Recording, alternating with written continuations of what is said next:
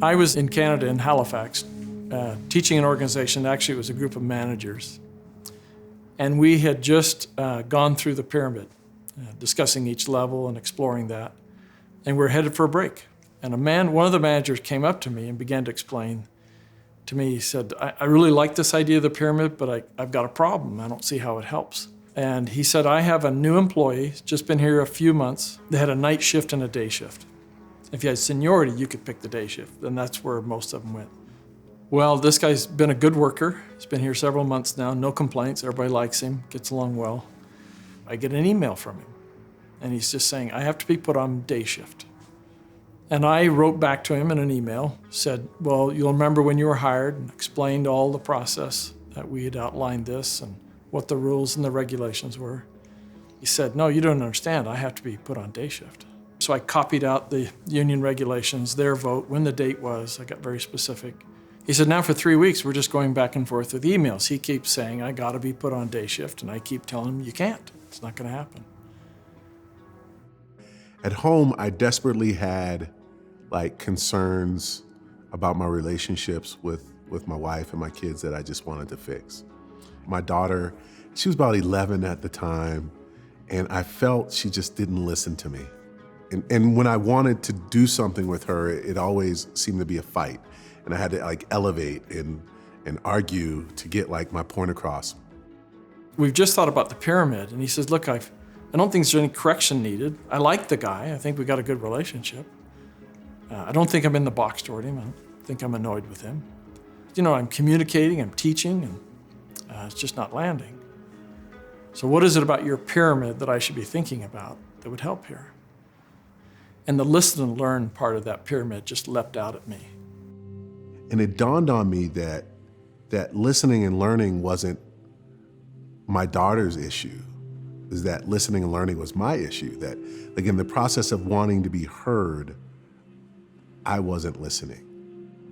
Really stopping to listen to what the other person's issue is. Most of us as leaders are always so listening to another person's point of view, hoping it's going to solve the problem on our list. And when you're doing that, you're not hearing really what the other person needs. So often we drop back on what we know, and we respond from that space. When we're getting the same thing over and over again, we ought to figure out that there's something I don't know here. And I said, well, have you asked him why? Why is he making this request? And he said, well, no. I said, well, go call him. So we go to lunch, we came back, and a little bit sheepishly, he came up and he said, I'm very embarrassed to find this out.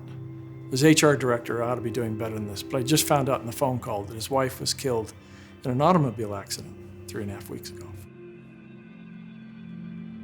And he's been trying to make it, but that means on a night shift, they have 2 small children, just barely in grade school. He sees them for about a half hour in the morning and about an hour at night.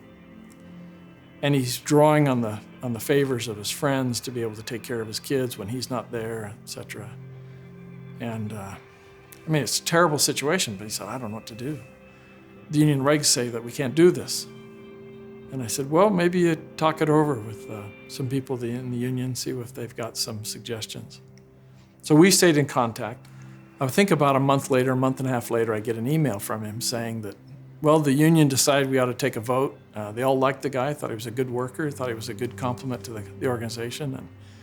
And they voted, and they felt because of the circumstances, they'd make an exception. They put him on the day shift. The alternative was the guy would have left. He'd have gone in search of another job, and they would have lost a very good worker. So I really made great strides to start to listen and learn to my daughter.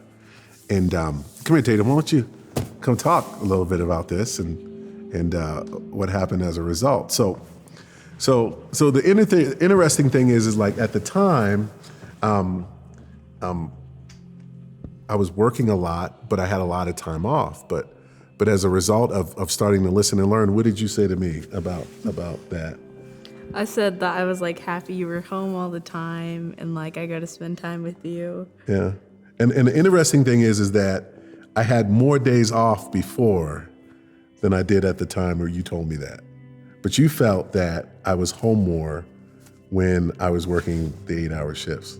I was trying to do my best, but maybe, it was kind of like, you probably saw me as maybe being more focused at work. Yeah, I thought that your main focus was work, and I thought it should have been me.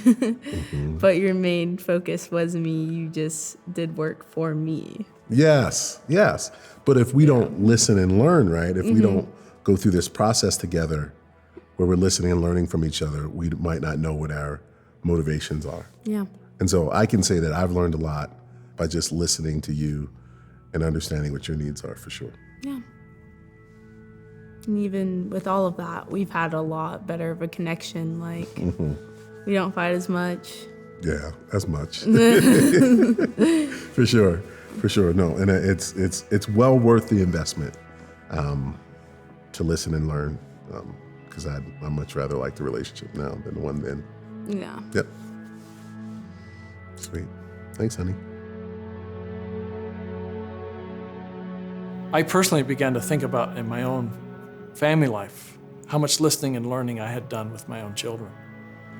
Realize and discover things about my children that in all my busyness and travel I had not been paying attention to. I think when I start to listen, I'm listening for more than just data. I'm listening for the person. If the fundamental thing is focusing, 100% listening, what is it that the other person needs? It takes you so far out of yourself that the ideas that you come up with, you would never come up with in your own head. And you'd never come up with by just listening to other people stimulate your own ideas, because you're in your own head. And it's really me trying to understand what you need deeply, richly, that you see answers that you could never see. I find now that listening is the only way for me to really see someone. Otherwise, I just go on what I already know and what I think I know. They want to be seen. They want to be heard from where they're at, not from where I think they're at. But every time I've slowed down and wondered with them, gotten really curious about what's going on with them, I always learn something that changes my view of what's going on. I begin to come at it in a very different way.